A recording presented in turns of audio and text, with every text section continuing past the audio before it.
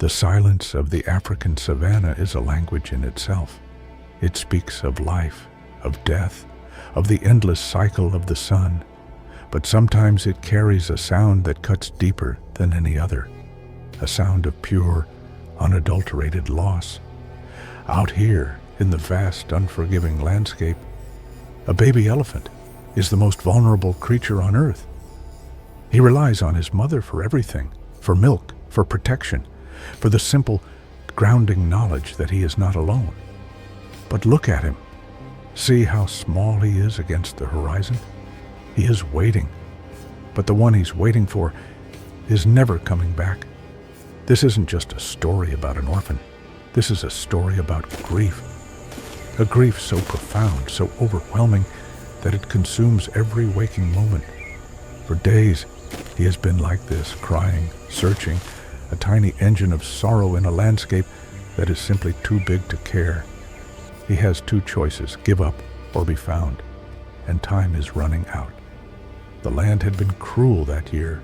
A drought had swept through, turning rivers to dust and grazing lands to bone-dry earth. Herds, led by their wise matriarchs, walked for days, sometimes weeks, searching for water. It's a journey of survival. And on that journey, the weakest can be left behind. His mother, exhausted and starved, simply couldn't take another step. When she fell, the world didn't stop for the rest of the herd. They had to keep moving. It's the law of the wild, a brutal, heartbreaking law. And so, a baby who just days before had been sheltered under his mother's massive belly, who had held her tail as they walked, found himself completely and utterly alone. He was a ghost before he had even truly lived. But sometimes, the universe sends guardians. The Sheldrick Wildlife Trust, a team of people who have dedicated their lives to the animals of this land, got a call. A pilot on a routine patrol had spotted the lone calf. They knew what that meant. They knew the race was on. When they found him, he was beyond exhausted, dehydrated. His spirit, that bright, playful spark that all baby elephants have, was almost out. He didn't have the energy to fight. He barely had the energy to cry anymore. They had to act fast.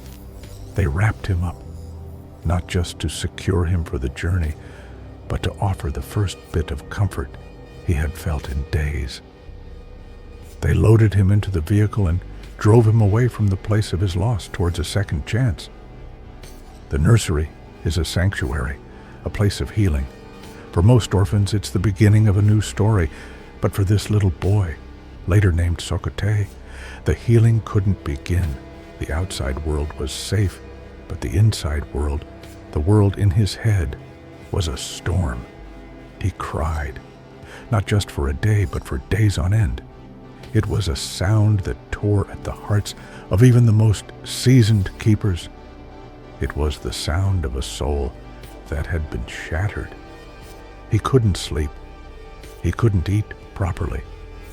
He would stand in his stable, pressing his head against the wooden walls, as if trying to push through them to find his way back home, to find her.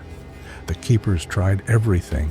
They stayed with him around the clock, speaking to him in gentle tones, offering him warm milk. But the grief was a wall he had built around himself. He was physically safe, but emotionally, he was still lost in that vast, empty savannah. The keepers were running out of ideas. They had given him medicine, food, and constant company. But you can't give someone a mother. You can't bottle the feeling of safety. Then, one evening, a keeper named Meshach had a thought. It wasn't a scientific thought. It was a human thought. A simple one. He walked into the stable with a simple, striped blanket. He didn't have a plan. He just had hope. He sat down next to the trembling calf and gently, carefully, draped the blanket over his back. And then something happened. The crying stopped, not because he was shushed, but because, for the first time since he lost his mother, he felt something. Pressure, warmth, a gentle weight against his skin. It wasn't her, but it felt like her. It was the feeling of being held, of being covered, of being safe. It was the feeling of a mother's body pressed against his own in the cool of the night. The blanket didn't replace her. It became a bridge back from the edge of his grief. That blanket became his world. He called it his own. He would wrap it around himself when he slept, and if it slipped off in the night, he would wake with a start and cry until a keeper came to tuck him back in. He took it with him on walks. He would even try to nurse on its soft corners. It was his security, his anchor in a world that had once been so cruel. And with that anchor, he began to heal. He started to gain weight. His eyes grew brighter. And slowly, he began to notice the other orphans at the nursery. Other little ones who had their own stories of loss. He would stand with his blanket, watching them play, not yet ready to join. But then, one day, a particularly bold and gentle calf walked right up to him and touched his trunk. It was a greeting, an invitation. And for the first time, Sokotei didn't need his blanket to feel brave. Today, Sokotei is thriving.